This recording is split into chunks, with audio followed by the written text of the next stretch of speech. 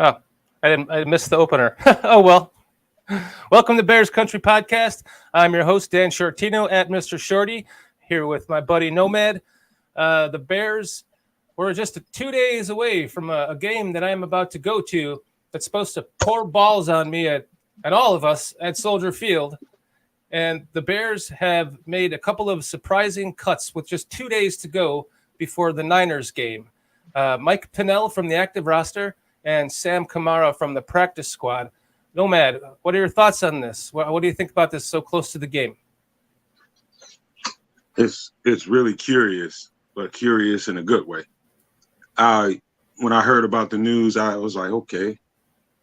And instantly, probably about 5 seconds after seeing it, I'm saying to myself, Poles is probably he's going after another defensive tackle. It has to be because we only have 3 on the roster. Mm-hmm. And so it makes sense to look at a defensive tackle for depth, and where he gets that from is a good question. We can get into that if you want. Yeah, sure. One of the first thing that I thought of was moving Trevon Coley from the practice squad to the active roster. That's just the first thing that came to my mind. They might have something else planned from somebody that's still available. I don't know. What do you think of that?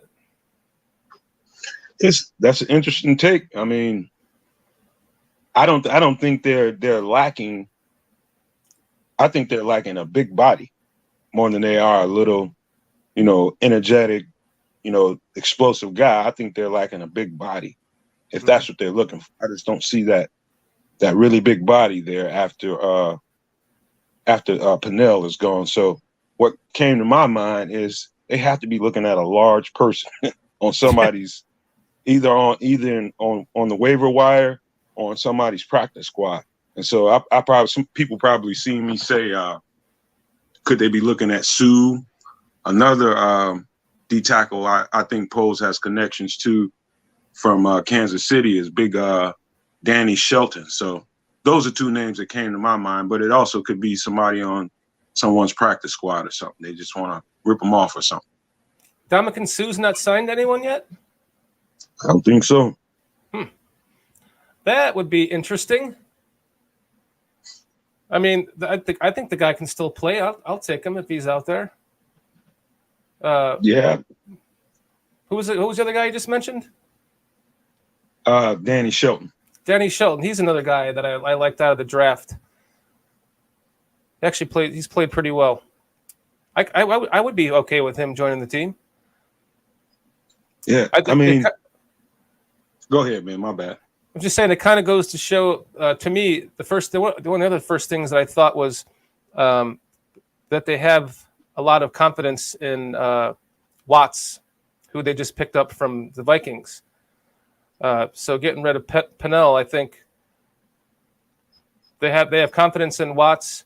They get rid of Kamara. They're saying, let's see, Cliff is saying that Swifty suggested Kamara had been re-signed to the 53. I haven't seen that anywhere else yet. Has to be a logical reason for dropping Kamara and Pennel. And yeah, it's either moving Coley over to that spot, or like you said, Nomad. I kind of like those ideas. Yeah. People ought to keep an eye on Twitter, y'all, because when I'm on here, when I'm doing this show live, it's live TV. I'm not watching Twitter, so it could be something going on that we don't know about. And I see Triple R, Renewable Rechargeable Review. He doesn't like Sue. I'd like to know why. Only reason I could think of as to why is because we built such a young team. And I think Sue is in his mid-30s or somewhere like that. However, Danny Shelton is a guy that's probably about 27, 28 years old. So he might make sense more than anything. I mean, Sue's built like a brick shithouse. So even at 33 or whatever age he is, maybe he doesn't like him because of the way he body slammed Jay Cutler. I don't know. Mickey says, I'm tired of hearing. Go ahead. I was going to say, I'd rather have him with me than against me. I promise you that. Yeah. Mickey says, I'm tired of hearing people hedge their bets on the Bears. The talent on this team can absolutely become playoff contenders over the course of a year. In a season in-season experience is a thing. I absolutely agree with you on that, Mickey. What's your take on that, buddy? Mickey, let me tell you something. You are not wrong, because what you have is you have a young, and everybody's like, oh, it's a young team and they're too inexperienced. It doesn't quite always work like that on a football team. It just, the young players take their lumps and their bumps and they learn from it. I mean, you get beat on some kind of double move that a veteran might know the move that you don't. I mean, you just learn. You live and you learn. And somewhere during that season, this team is going to turn into a kinetic snowball, man, going downhill with all that youth and energy. And it's just going to, and the good coaching and qualified players. I mean, it's not just because these guys haven't established themselves as superstars, meaning these receivers and things like that. Doesn't mean they aren't qualified, guys. They can fucking play. They can make plays, and until we're going to see it on the field Sunday. But that's just going to get better and better. That O-line is just going to get better and better. Combine all that in with the youth, discipline, and coaching. There's no fucking reason why this team can't make the playoffs. So anybody that's talking that shit about they figured out what the Bears season is going to be without actually considering that, they can kiss my ass.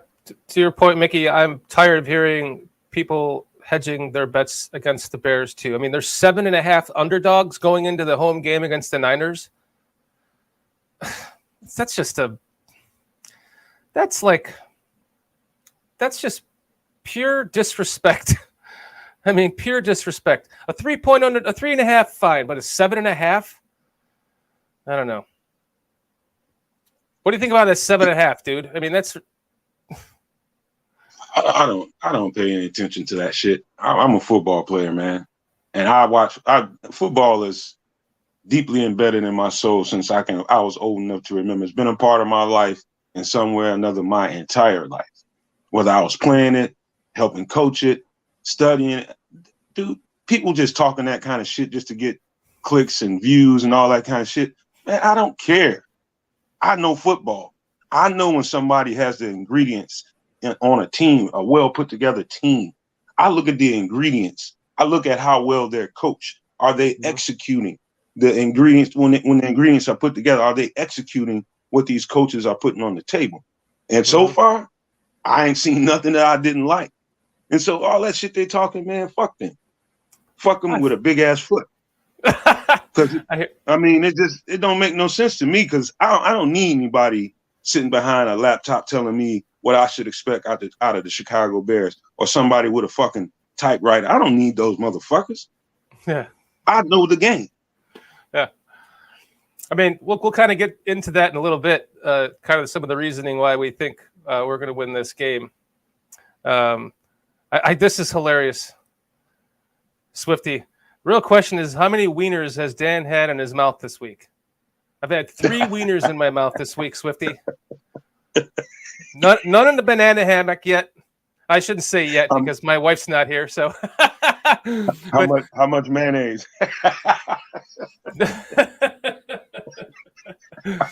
Lots of mustard and sport peppers and green relish. I'll tell you what. Here, I have a little trick for everybody out there that gets that mustard hand, from eating a Chicago dog.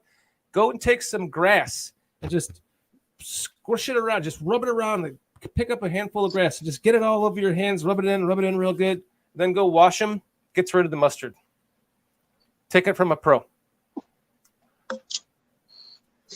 We got renewable. There's a lot of people in here saying that Sue's a dirty player. He makes too much money. He has nothing for us going forward. If we do a youth movement, fill that spot with someone with upside. I can get behind that because Sue is just not the kind of player that the McCaskey family seems like they would sign. So that's kind of a good point. So you know what? It's not much of that, what he's just said, that I can disagree with, because I know he's just sitting back for a payday for the most part. Him being older, yeah, I could partially agree with that. But damn if he ain't still productive. He's mid-30s or wherever, 34, 33, 34 years old, wherever he's at. He's still productive as hell. Mm-hmm. And the nasty, man, dude, it's about whether you want that on your team. Do you think you need that on your team? Do you think he can be disciplined enough and not get the team in trouble and cost us? That's the kind of things coaches think about. Mm-hmm. Cliff says, Shorty Nomad, when you get to the O-line, I'm curious who you think will be playing Sunday. He says Braxton, Whitehair, Mustafa, Tevin, Borum. I don't think Lucas is ready. You want to talk about that or save it for later? No, this is a show about Q&A, man. I think they're just being vague and just kind of being coy. I don't think Patrick is playing at all. I don't think he is, because from some of the rumblings that I've heard, and I'm sure you've heard him too, is that if he's not ready for center, they're going to put Patrick at guard, and I'd much rather see Jenkins at guard. So I personally hope they just play Mustafa and just wait for Lucas to be fully ready to use that hand for the center position. That's my opinion. So I would agree with you on that lineup, Cliff. Swift, that's a lineup that I would hope for. Swift is swearing that Patrick gonna play center. Only way I can see it, Swift, is if they're in the training center that's not on the field, taking extra snaps after practice to see if he can actually do it, and the cameras ain't around. I mean, then I can understand it. But if he's not taking live snaps in practice during the game week, I just can't see it, bro. Yeah, I don't know. Swifty's saying that he thinks he's going to be playing though. So, and that it'll be a surprise to me. They don't want people to know he's snapping the ball. I mean, maybe. I'm just trying to read some. This chat's moving pretty quick. I'm trying to read some of these. Cliff is asking if we saw Flus hammer the Chicago media about a question on Lucas playing Saturday. Said the matchups prevented him from saying. Reporter was annoyed. Good. Was it Mark Pardass again? Probably. You know, they like to, we've talked about this before. They just like to chip away until they get the fucking answer that they shouldn't be telling anyone because it harms the team. So that's what I love about Flus. He knows how to deflect this media very well. And I hope over the course of years he keeps it up and continues to get better at it, because you can tell when the coach starts getting frustrated with the questions and he doesn't know how to answer them. He starts fumbling around. We saw that a lot with the last coaching staff, the last couple of coaching staffs, the last 3 coaching staffs. So it's just refreshing to see the way he's able to deflect the questions, to keep their piranha mouths off of him, per se. To answering the questions and giving away information that they don't need to know. Nobody needs to know yet. It's one of those things where they feel people use this word a lot, but it's true. But they feel entitled to know everything they fucking want to know, and start getting a little frustrated if the coach doesn't give them or the player doesn't give them what they want to hear, the answers that they want. And it's just like, man, dude, it's so many goddamn questions I could be asking if I was standing in your spot, man. Dude, ask something really poignant. Stop. If he's trying to be coy about something, why are you trying to help the enemy? He doesn't want the other team to know what's going on. Help him with that. What the fuck are you doing, bro? I know. Have a little fan in you as a media member, right? Jeez. God. Adam Dobbs says Swift said in your video that it's going to be bad weather. So is it a good idea to have a busted thumb snapping a wet ball? I would say no. I'll just sit him out a week, man. Let's see what happens with Mustafa. You know what I think about that whole situation? I know everybody has their feelings about Mustafa, and we talked about this before. And I'm just going to tell you what I've seen.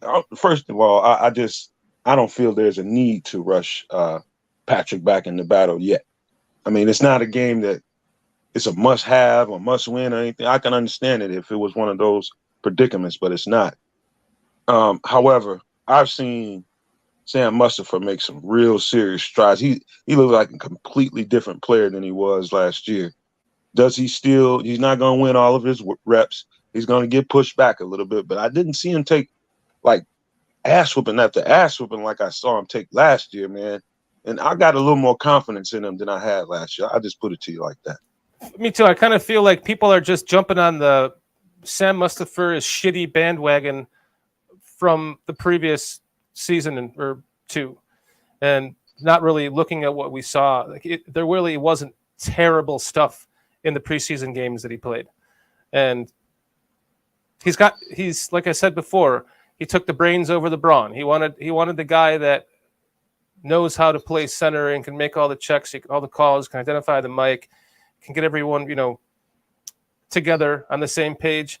That is Sam Mustipher. He's got the veteran center experience that, for example, Dieter Iserland doesn't have yet, but hopefully moving forward he will, and we can talk about that situation next year. But for now, Mustipher is on the team. He's playing well enough to start him, and he knows the calls well enough to start him. So that's the most important thing right there. So just give him a chance. Let's just see what happens.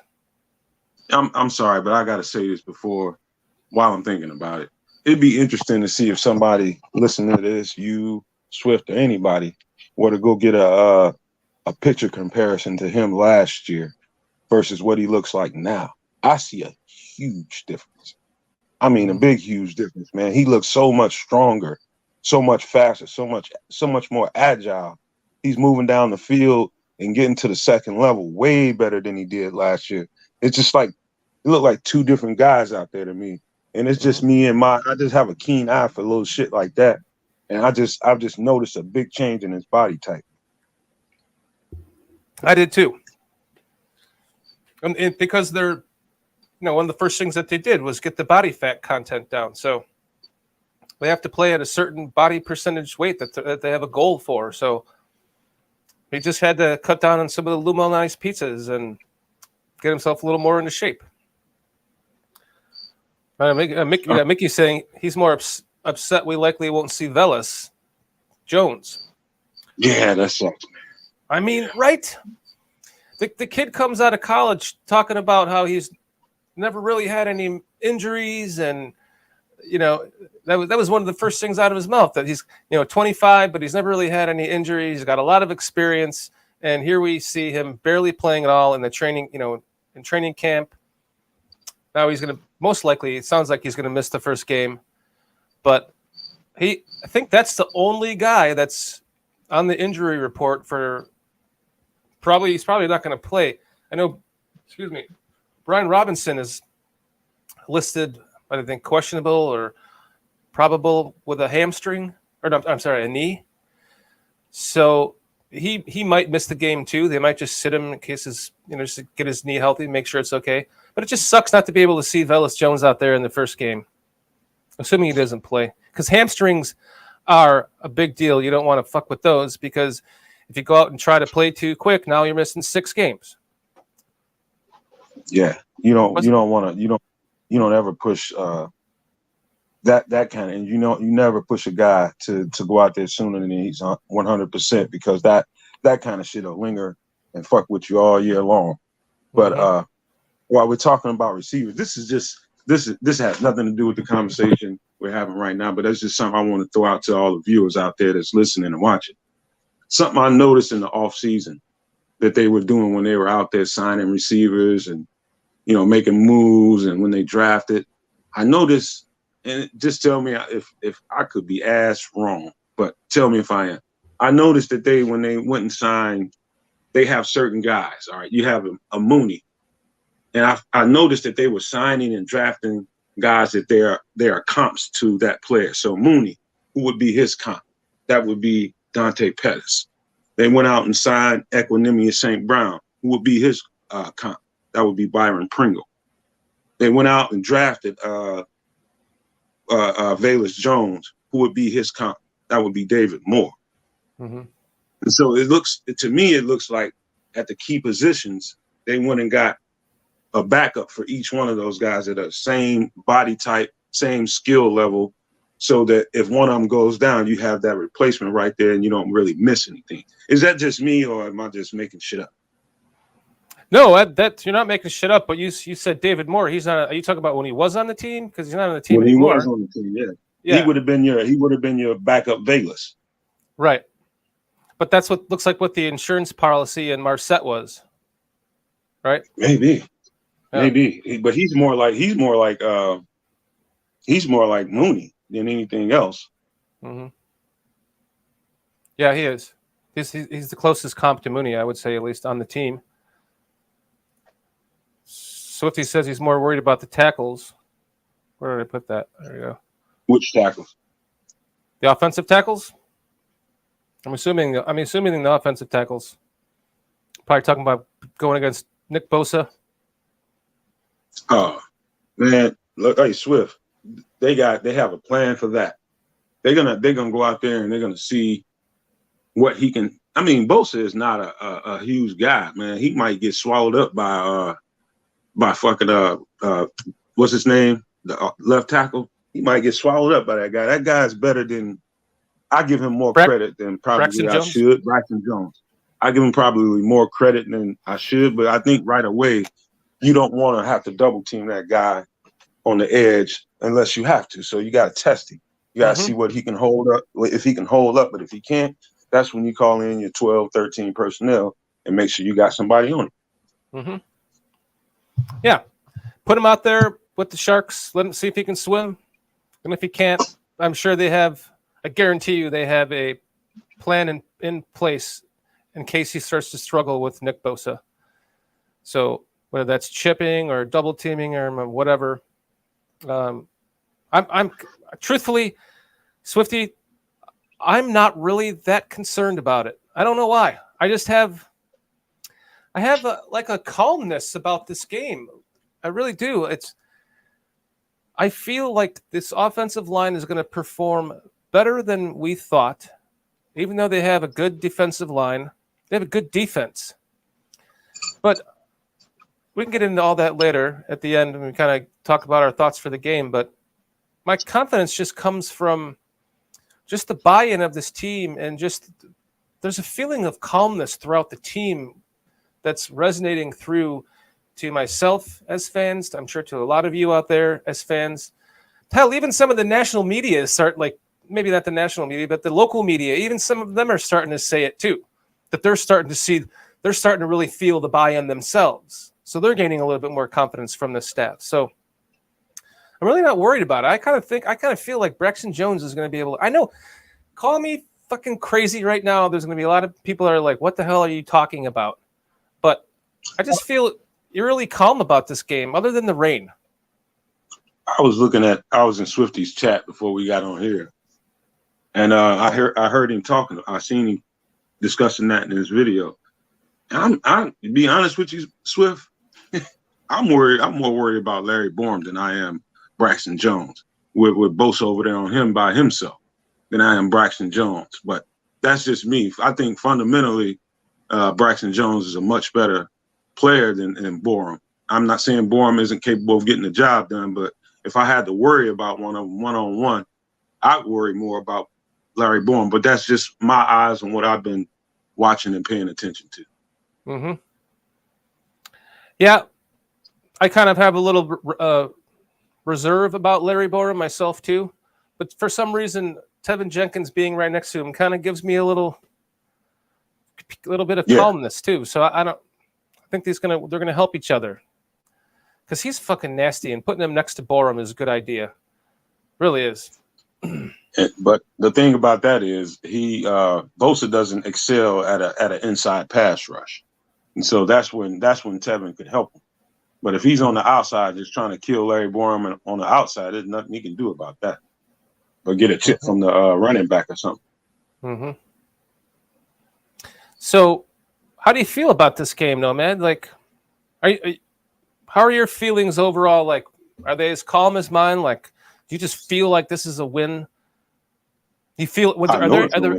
Okay, so do I. There are no reserves, right? There's nothing like, no. kind of worried about this or kind of worried about that. Yeah, No. I'm glad because Not, I'm not the only homer in the room. no, if you want, I can quickly tell you why. I mean, not to get too far into no whole game breakdown, but I'll quickly tell you why. You know, there's an old sayings, and I'm a big time boxing fan. I used to box, but they say styles make fights, right? Mm-hmm. You've heard that before? Styles make fights. Styles make fights. Styles make the matchup. Different styles determine what kind of fight it's going to be. Sometimes it's a really good matchup, and sometimes the scenario is set up in a way or turns out in a way where it turns out to be a complete disaster. This is a disaster, man. Trey Lance should have been getting snaps last year. Mm-hmm. If they thought that he was the guy and they knew for sure that they were going to move Jimmy G on, he should have been getting those snaps. They didn't give it to him, so he doesn't have that Justin has going for him. And what you do with that, now I'm getting ready to get into my keys to the game, but fuck it. That's why when you have a great defensive coordinator and great defensive style, a zone-heavy scheme with he's pretty much a rookie quarterback. With a young quarterback like that, all you have to do is stack, because they don't want to have to use him to throw the ball. They want to take short passes and handoffs and turn them into big plays. They don't want him to have to throw the ball downfield. So you just stack the box up and you disguise your defenses. You disguise your coverages and keep flooding them with that. And after a while, it's going to frustrate him and the coaches. Mm-hmm. Eventually, after you put a couple scores on the board, the guy's going to have to throw the ball, right? Mm-hmm. Right. And you got him. This is going to be an ass kicking. I'm not saying they're just going to win this game. They're going to kick the shit out of these dudes for that reason. That's how I feel too. I have 28-10. Ridiculous. That's my score. I kind of I want to go back to this question that renewable and rechargeable has up. But let's go. But I wanted to there was another one in here I wanted to bring up. Swift says, I think we can win. No win comes easy in the NFL. That 49ers are a very well-coached team and have more talent on the roster. Biggest question marks are the secondary, interior line, and Trey Lance. Yes, we just kind of talked about Trey Lance. That's one of the things that I'm kind of even more excited for, is because this is, even though Justin Fields played against the Niners last year and got to have at least a crack at a revenge game, for not drafting me, this is the actual matchup that he's going against the guy that they chose to draft over him. So I think with the experience that he has on this team, and we've seen him make one excellent play from every kind of thing that we're looking for. So those are the kinds of things, he's had a really good run. He's thrown some really nice balls last year. This year we saw him reading defenses and changing the line, the protection at the line. We're seeing like little bits and pieces of him that we all know that he can do every one of those things. Now it's just a matter of putting it together in an entire game with this new coaching staff. And I think that he's going to use that as revenge for the Niners passing over him for Trey Lance. And man, if there's any blood in the water on Trey Lance, I really truly feel that this defense is going to sniff it out and they're going to attack. And to like what you just said, if they can get up a couple of scores, and now they have to force them they have to actually pass the ball. It's game on, man.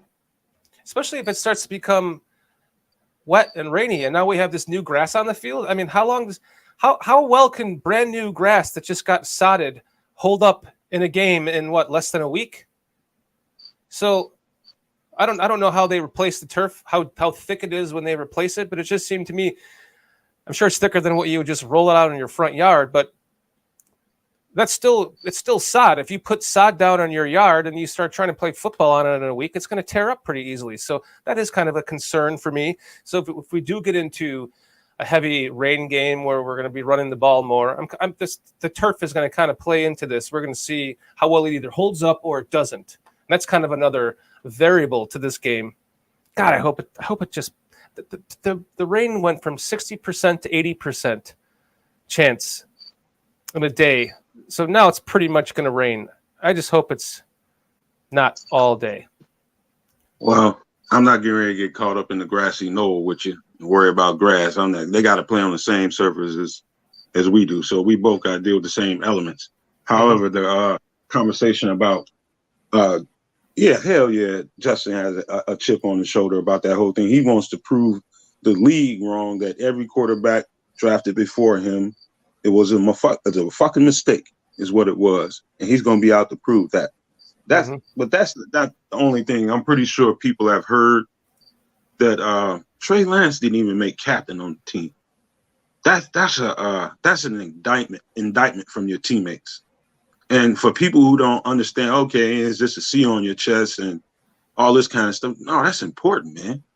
That's if you've ever been on a team, dude, that is a big deal. Whether your teammates think of you, what do they think of you? And he found out they don't have the confidence in him. Now right. Jimmy G just got re-signed, got a no trade clause, and he's sitting there. And this whole scenario is fucked up. It's just a matter of how ugly it's going to get when it plays out. The kid's got a lot of talent, but now he technically hasn't played football in almost 2 years, right? Because he barely played last year. To what you were saying, they had to go and redo Garoppolo's contract to keep him around as an insurance policy, most likely because nobody wanted him in a trade. So now, like, if the wheels start to fall off of this quick on the kid, because we all know he has the talent, but the mental game is where it comes in, especially when you're playing the quarterback position. It's just there's so much to process. I mean, let's not even forget he was a running back in college before he switched over to a quarterback, played one season, sat the next one because of COVID, got drafted by the Niners and played in 2 games last year. So how much has he hasn't really played quarterback at the football position and a quarterback position in a while. That, to me, just has win all over it. And big. I just can't get over the team indictment. That was an indictment on you. You know, when your team, like right now, somebody like Eddie Jackson, who probably thought for sure he's a shoe-in captain on this team if it's left up to my teammates. No, dude, you ain't no captain. And so he's a all-star. He's an all-pro player, former all-pro player. That's probably in his feelings about some of that shit. And, you know what I mean? He got something to prove. He's going out there. Trey Lance will have that shit going on for himself, too. But as a quarterback, it's a different kind of scenario for you. Now you got to go out here and deal with all these disguises and the speed coming off the edge and pressure coming up the middle while you're trying to think about what you're seeing. And, oh, man, it's going to be – dude, that's – when it's all said and done, that's going to be the key. Because they just make them one-dimensional. Just got to stop the run. Don't get carried away with paying attention to the eye candy they like to throw out there with the motion, the guys, the player movement, and all that stuff. Stay in tune with your assignment. Don't get out of position. Stuff the box, and you will force him to throw that ball eventually. Then you can eat. That's the winning formula right there. Just make him put him in a passing situation. And just attack that young quarterback. Blitz him. Do whatever it takes. I mean, I'm excited. I'm excited. I'm going to be at the game. I can't believe this. I haven't gone to a game in years. I used to go all the time. Here's one more thing to take into consideration. If the Vikings can beat the Packers on opening week, and the Bears can beat the 49ers. The Bears then would be playing the Packers the next game, and if they beat them, they can go up 2 games on them in the division.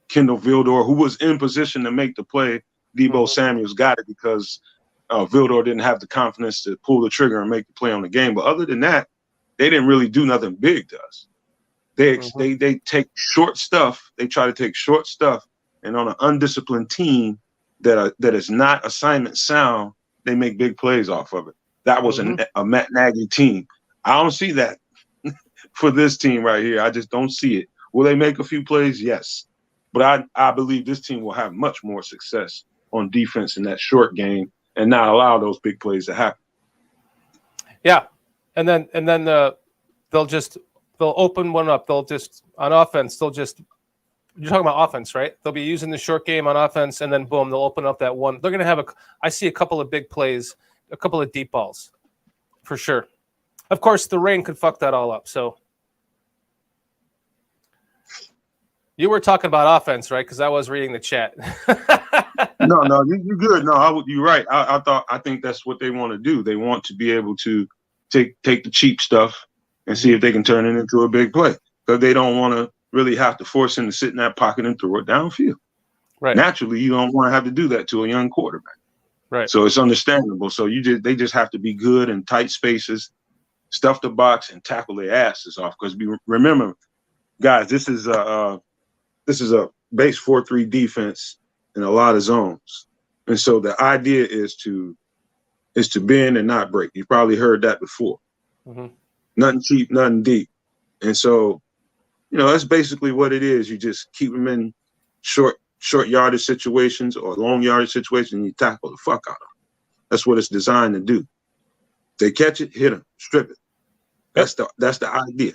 And okay, if you get it, you ain't gonna have it for long. So it's just about hitting and taking the ball away. So that's the name of the game for us.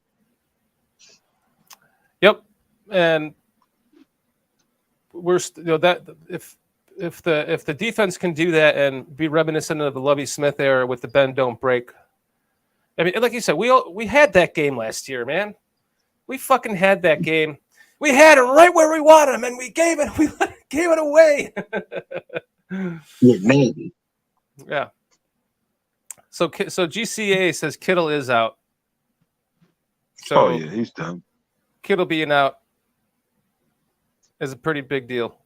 If Kittle is really out of the game, that's going to take away a big target for the second-year quarterback on their team. Man, listen, everybody gets so wrapped up into these names, and I understand Kittle is a very good player. It's a very good player. They also have other professional fucking football players that can fucking execute. They're not professional football players for nothing.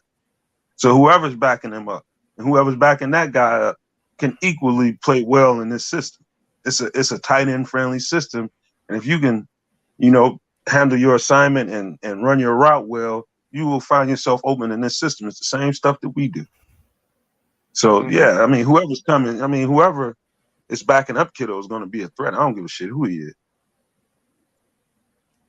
Yeah, I mean, in this Shanahan offense, I'm sure that there's someone that's just going to step up. Holy shit, how many people are there? There's a lot of people in chat right now. You got 40 people on there. That damn thing is buzzing. Thank you, guys. Thanks for coming in and joining us to talk a little breakdown of the game, talking about the players that got cut, what we think is going to happen with those positions.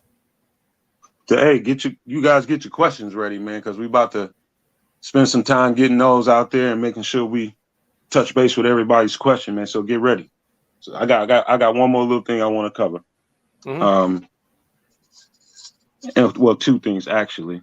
It's just about the defense needs to be assignment sound and avoid being out of position before, and it's pre-snap and not be a sucker to the movement, because that's what San Fran does. They get you with the player movement and the bells and whistles that come with their offense. And if this team is as disciplined as they appear to be, and they look like in the preseason, and as much as the coach is talking about, I don't think that's going to affect them at all. They'll be ready. Nobody will be out of position. Nobody will be missing on their assignments. I think it'll be all for nothing. So what do you think about that? If they can carry that exact thing that you said in the department of the lack of penalties that they had throughout the preseason and carry that into the regular season? Shit, man. I mean, that was one of the biggest problems we saw under the Nagy era is they kept shooting them damn selves in the foot with a penalty. How many big plays were taken away in the Nagy era from a fucking penalty? And if they can keep those penalties down to the 2 or 3 game average that they have, it's actually less than 3 in average. If they can keep that to under 3 penalties a game, I mean, that's huge, because then you get the kickoff return for a touchdown because there wasn't a blocking in the back. You get that 25-yard run by David Montgomery because there wasn't a holding. You know, all those kinds of things. If you can stack those together without penalties, yeah, man, that's all part of the buy-in to the hits principle. And fuck, like I said, he's got us all buying into it. Fans the same. We got some questions here. Hold up, I got one more thing. We'll get to them. Remember when I told you we was talking about doing this show, and I was telling you there's so much dead space on the weekends. Like if you go out there and you feel like void, people will come. See how.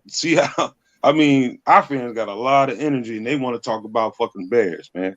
Mm-hmm. And if you put that shit out there, especially on the weekend, if you make some time, they gonna show up and show out like they're doing right now. Yeah, man, we want to thank all you for joining us. This is incredible. It really is. Yes, it is. I appreciate y'all so much, man. I just want to stay on for like 3 hours talking to you guys. I'm in Illinois visiting my family, so I got shit to do. I got to go. Hopefully, I can still go get an Italian.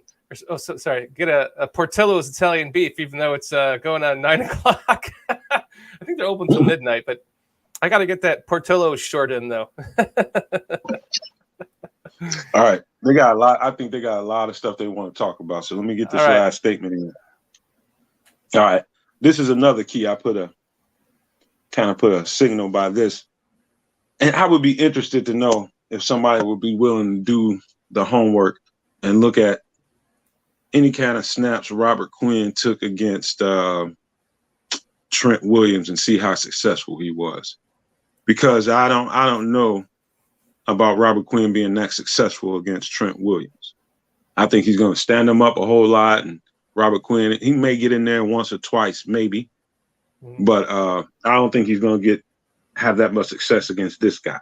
However, on the other side of that ball, I think that's where a lot of the pressure will come from Muhammad. And the idea is to be able to bring that edge, come off that edge, and bring that pressure on the outside and make him see that, funnel him into the inside. And so your D tackles have to be making a whole lot of plays. And so I think most of the good shit is going to come from the inside in this game. Mm-hmm. So your Blackson and your Justin Jones, I think, will have a better game than most. Yeah, their interior of their line is not as strong as their exterior of their line. That's for sure. So that's yeah. I heard Swifty talking about that too. I just wanted to say. Mm-hmm. Shout out to Swifty, doing a great job over there, kicking some ass. All right, you want to get into some questions here? Unless you got something to say about that. Nope. I think you're good. Okay, let's hit the questions. Before we do the questions, there was something I had it up here for a while, but we were talking, so I didn't want to interrupt you. Renewable says, the same local media that has been bashing this roster all offseason are now defending this team against the national media. LOL. We can punch them, but you can't punch them. But you can't punch them syndrome. We can punch them, but you can't punch them syndrome. I don't understand that part, but to the local media part, I saw that. In fact, I didn't even watch it. I saw the Hogan Johns headline on their podcast that said something about the national media bashing, and I just knew that that's what that podcast was about. And I just was like, I can't even watch that one. It's just going to piss me off. It's just going to piss me off. You guys were saying the same shit a month ago, 2 months ago, and you're going to come out and now try to pretend like it wasn't you. Come on. That's how this fucking podcast got started, as a matter of fact, is getting sick and tired of listening to the local and national media bash our beloved.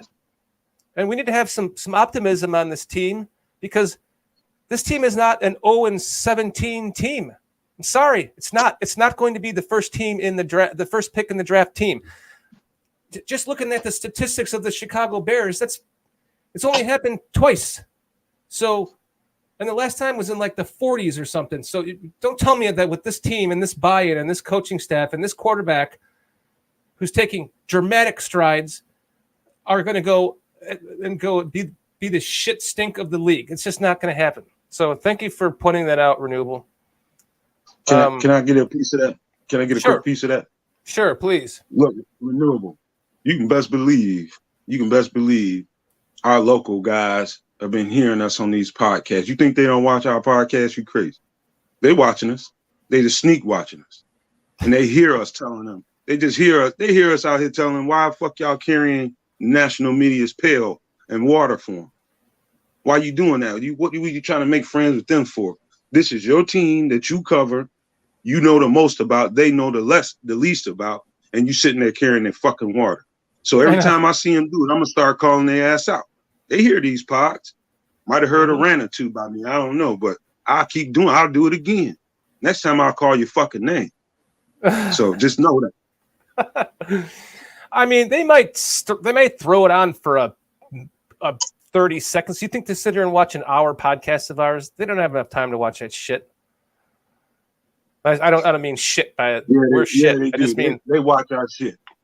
They watch our shit. They watch. I'd be honored if they did. Maybe they're on right now. I ain't honored. I just know they sneak do it. They could be watching it right now. It's live. Who knows? We got 43 right. people in here. I'll say it again. I'm calling your fucking name next time if I see you carrying the national media's water. I'm gonna call your fucking name. You heard it from him, man. I will too, man. That's just come on. Have some love for your team. If you did not grow up a Bears fan and you are you're a local media representative, at least pretend you're a fucking Bears fan and have some love for your team. Don't always trying to be the one that's trying to get everyone to. You know what? I guess it works for them though, right? Because negative press is still good press. So, whatever. That buddy system. Keep it up, guys. That, I'm flagging some questions here. So let's get back to the questions here. Cliff Victoria question: how many interceptions for the Bears secondary? Over under at 1.5. What is it? Question: how many? Oh, let me pull it up. How many interceptions for the Bears secondary? Over under at 1.5. I say over. In order to get to a 28-9 victory, I had to revise it because of the safety. Thanks for pointing it out, Jordan. In order to get to a 28-9 victory, they're going to have a couple of turnovers, and with that secondary and a quarterback that is inexperienced as Lance, I think 2 is a good number for me. How about you, buddy? I think 2 picks and a strip sack. I'm behind that too. I can get that. At least 2 turnovers. I can see a fumble. Let's see. Alpha Man 06 says, "How come we cannot see Nomad's face? Is he hiding something?" I'm a member of the CIA, motherfucker. Adam Dobb wants to know, how many yards is Monty getting? Over under 100 yards.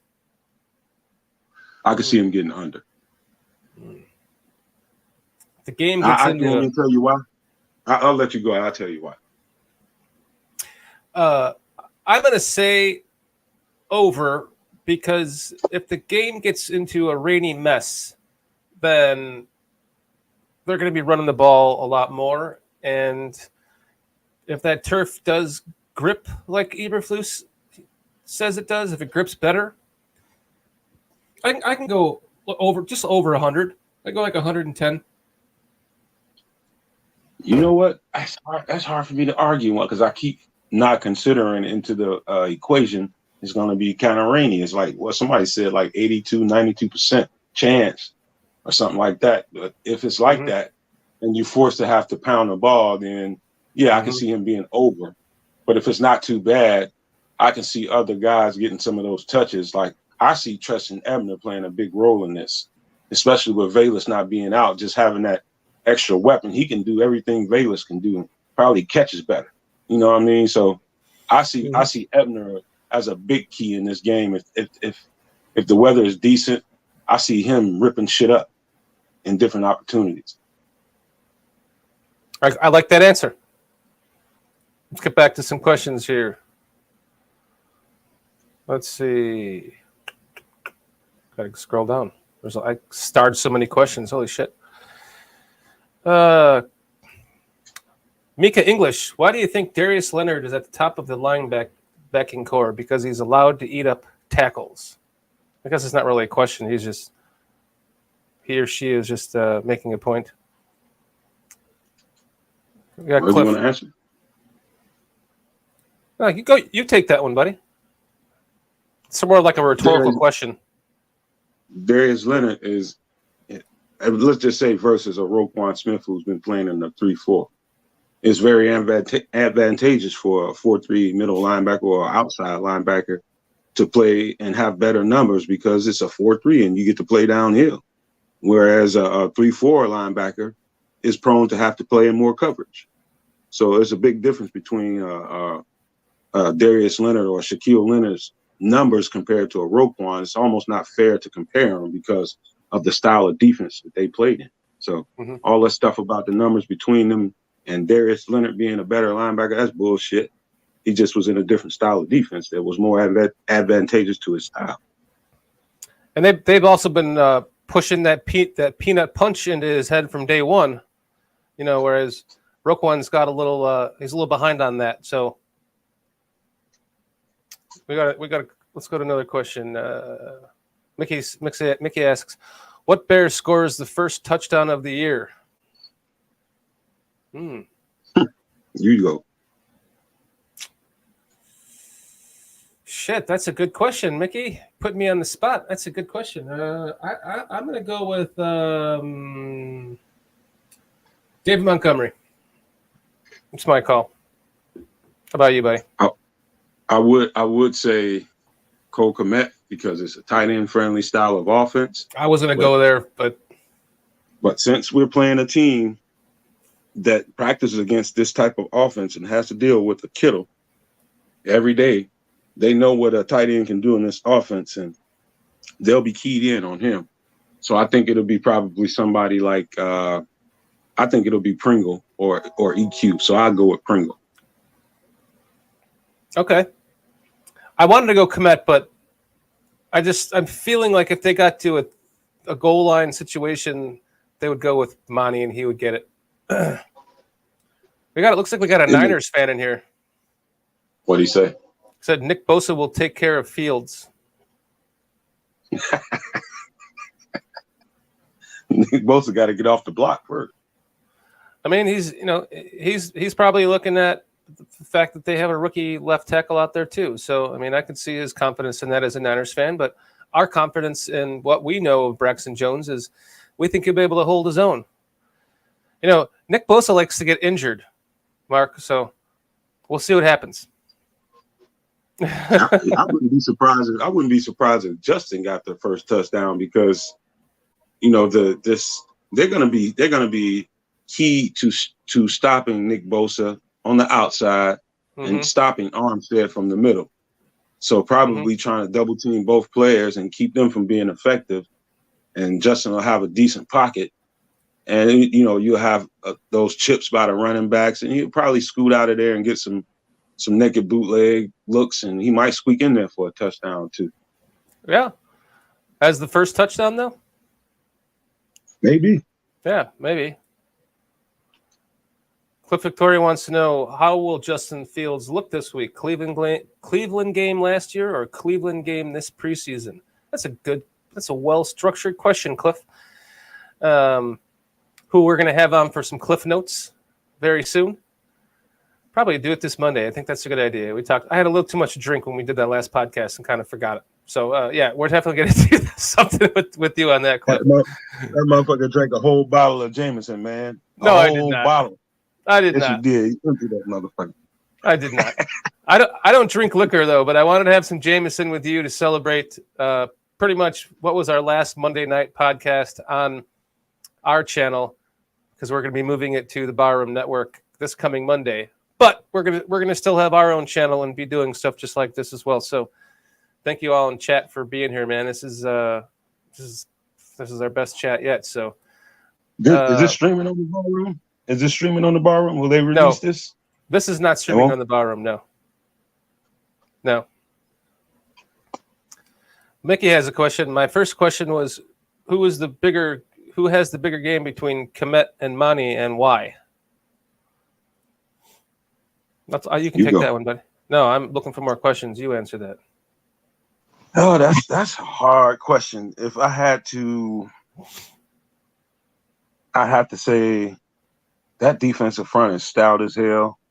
It's going to be hard to run the ball against them. They're used to defending against the zone run and the stretch schemes, and so if I had to lean, I'm gonna have to go with Komet. If I just called Money having over 100 yards, that would have to be, he'd have to have like 120 yards, right? So, oh shit, back me in the corner on that one, because I would like to say Komet, but I think Money, since I said Money is going to have over 100, I'll say that Money will have the bigger game of the two of them, because I was struggling between that first touchdown anyway. So I'll keep with Monty, my guy. Let's see. We're looking for more questions. I think people are just commenting now. There's less questions, but this has been a lively chat room here tonight, guys. You guys are awesome. We want to thank all of you for being out here. We're going to jump on tonight and just do a quick pod, and this is turning out to be a good one. So we appreciate you all joining us here on Bears Country Podcast. Any more questions, guys, before we wrap this up? Love you guys in the chat. Just know that, man. That just from one bear to another. Love y'all, man. Robert Lee says Nagy never won an opening day or coming off a bye week game. No shit. That will change with Flus. Nagy. Oh wow. He said, yeah, Nagy never won an opening day or a coming off the bye week game. It's crazy to think that, isn't it? All I'm gonna say that. Go ahead, man. No, I was just gonna say. So I think that will change with Eberflus this week. That's my thought. You know what, man? In normal situations, I would consider a preseason absolutely has zero effect on what's going to happen in the regular season. This preseason was different. This preseason was different in all kinds of different ways. As a football player and watching this thing, watching the stuff the way I watch it, it was just such a, when everybody was expecting such horrible football, these guys got in there and these coaches put together a plan, got these guys disciplined, well conditioned, and just ready to fucking win. And you can see it, and it was so evident to me. Even if the offense was clunky in the first couple of Justin was clunky in the first couple of preseason games. That didn't bother me as much because I knew everything was going to be very vanilla, and whatever we saw was just going to be like a bullshit version of what they have up their sleeve. Right. And so that didn't really affect me that much. But I was watching everything else during the preseason, all the little things, the energy, and just the discipline on the ball, firing off the ball and tackling and trying to get the ball out and all that shit. That shit has so much of an effect on a football game, and they do it well. And I'm just telling you, I'm going to say it one more time. That preseason was no fucking fluke. They was 3-0 for a reason. And there's no reason to believe that that's not going to carry over into the regular season against a quarterback that's pretty much a rookie, damn near playing his first game. Mm-hmm. And so I'm just going to tell y'all right now, and I'm standing on it. We will beat the shit out of them. So you can quote me if you want to. You can throw it back in my face if you want to.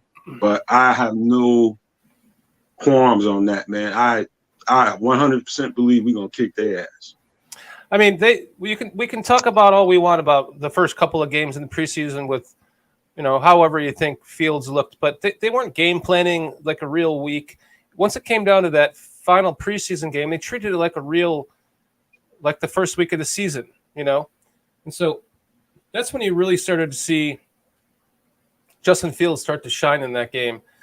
And I can't wait to watch an entire 2 extra quarters with Justin Fields as our quarterback live from the stadium. It's going to be awesome. Just one more little thing. I keep all receipts, just so you know. Anybody talking shit, any reporter, any national media person, anybody in this chat that came in here to troll, I keep all receipts. And so I'm not gonna smash you in the face with a crow pie, but I might mention you once or twice and get on your nerves. But trust me, I keep all the receipts.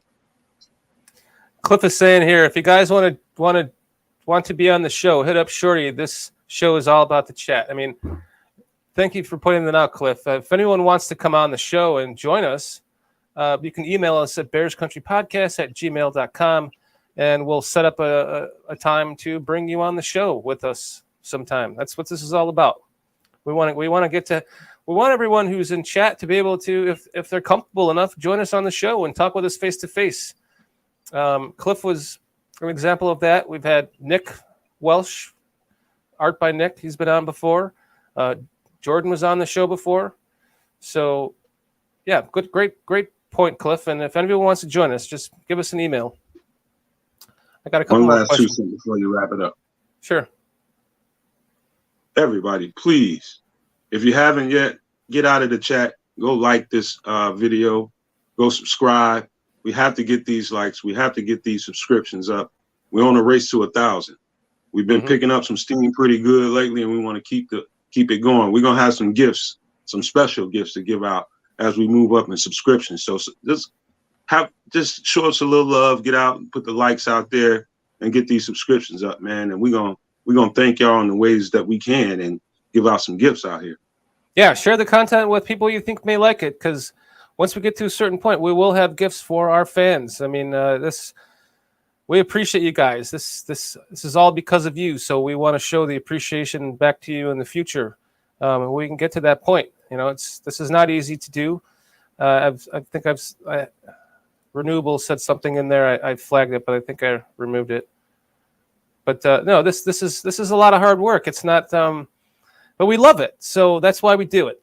But to keep the content going and we can get swag for our fans and stuff, that would be fun. To be able to give out a Bears Country Podcast T-shirt or something like that.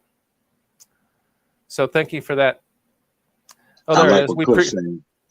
Torian, there it is. I already had it up the whole time. I was looking for it, and it's right in front of my face. Torian said, we appreciate your hard work and dedication to giving us great Bears content. We appreciate you, Torian. Really, we do. Thank you so much. Love you, bro.